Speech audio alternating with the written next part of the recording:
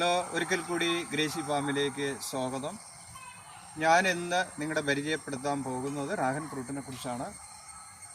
ഞങ്ങൾ ഒരു ചെറിയൊരു ഏരിയ ഏകദേശം 30 പോസ്റ്റോളം ഞങ്ങൾ നിർത്തിയിട്ടുണ്ട്. അതിൻ്റെ തൈകൾ ഞാൻ നട്ടുവരുന്നു. തൈ നടുന്നതായ ഒരു രീതിയാണ് ഞാൻ നിങ്ങളുടെ ഇന്ന് പരിചയപ്പെടുത്താൻ പോകുന്നത്. നിങ്ങളുടെ ആദ്യമായിട്ടാണ് ഈ വീഡിയോ കാണുന്നതെങ്കിൽ ഷെയർ ചെയ്യുക, സബ്സ്ക്രൈബ് ചെയ്യുക, കമൻറ്റ് ചെയ്യുക. ഞാൻ വീഡിയോയിലോട്ട് കടക്കുകയാണ്. നമ്മുടെ ഈ തൈ നടുന്ന രീതിയാണ്. ആദ്യം പോസ്റ്റ് നിർത്തി, രണ്ടാമത് ഞങ്ങളിപ്പോൾ ചാണകപ്പൊടിയും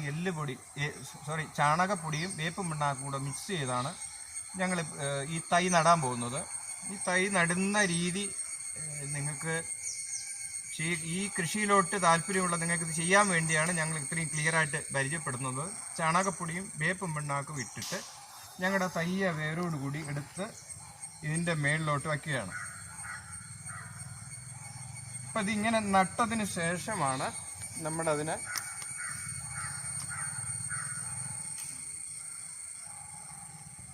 പ്ലാസ്റ്റിക് ചരട് കൊണ്ട് നമ്മളതിനെ അങ്ങ് കെട്ടി നിർത്തും.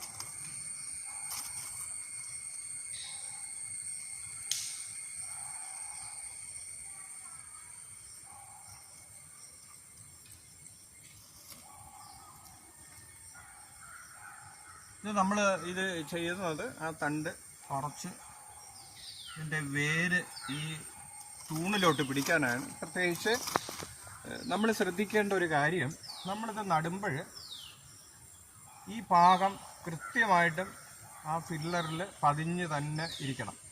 അപ്പം ഇവിടെ നിന്നാണ് ശരിക്കും ഇതിൻ്റെ വേര് പൊട്ടി വരുന്നത് ഈ ഫില്ലറിലോട്ട് പിടിക്കാനായിട്ട്. അപ്പം അത് നമ്മളിത് നട്ട് കെട്ടി വിടുമ്പം പ്രത്യേകിച്ച് നമ്മൾ ശ്രദ്ധിക്കേണ്ട കാര്യമാണ്.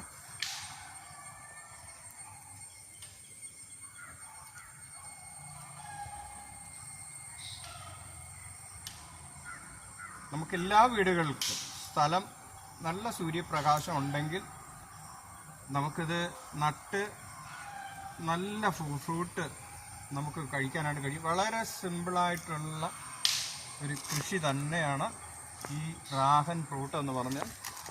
ഞങ്ങൾ ഒത്തിരി തൈകൾ ഞങ്ങളിപ്പം നട്ട് കഴിഞ്ഞു.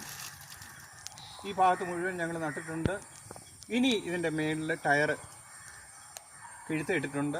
ഇവിടെ നിന്നൊരു 12 കമ്പി, 53 സെൻറ്റിമീറ്റർ നീളം, 2 കമ്പി, ഒരു കമ്പി ഇവിടെ ഇടും, ഒരു കമ്പി ഇവിടെ ഇട്ടതിന് ശേഷം അതിൻ്റെ അളവിനൊരു ടയർ നമ്മൾ വലിച്ചതിൻ്റെ ഇൻസൈഡിലാണ് നമ്മൾ ആ ടയർ ഇടുന്നത്. ഒരിക്കലും ഇത് ഊരിപ്പോകത്തില്ല.